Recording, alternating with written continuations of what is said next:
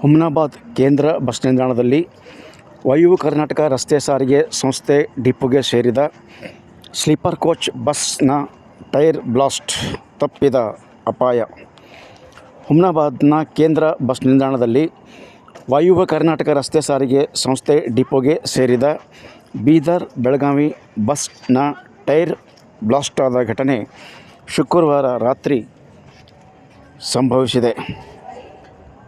Bus ಕೇಂದ್ರ bus ನಿಲ್ದಾಣಕ್ಕೆ ಬಂದು ತನ್ನ ಪ್ಲ್ಯಾಟ್ಫಾರ್ಮ್ಗೆ ನಿಲ್ಲುತ್ತಿದ್ದಂತೆ ಒಮ್ಮೆಲೆ ದನ್ ಎಂಬ ಜೋರಾದ ಸದ್ದು ಕೇಳಿಬಂತು.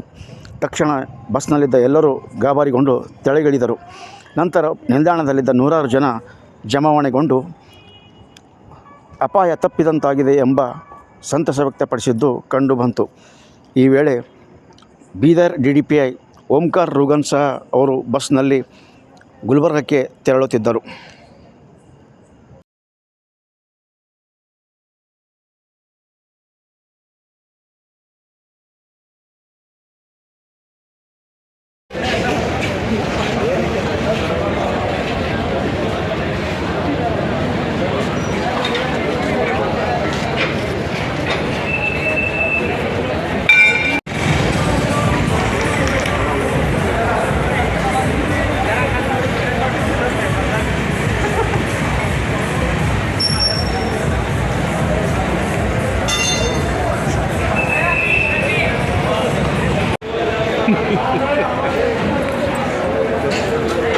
ಏನು ಹುಡುಗನೇನ ಅದಕ್ಕೆ ಇದಕ್ಕೆ ಬಂದ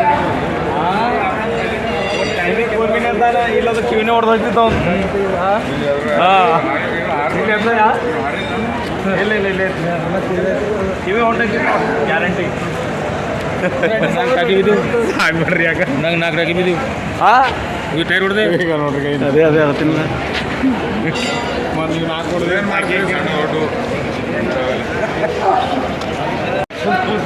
ಎಲ್ಲಿ ಹೊಂಟ್ರಿ ನೀವು? ಇಲ್ಲಿ ಹೋಗೋರ ಎಲ್ಲಿ ನಡೆದ್ರಿ? ಗುಲ್ಬರ್ಗ. ಹೆಂಗೆ ಟೈರ್ ಬ್ಲಾಸ್ಟ್ ಆಯ್ತಾ?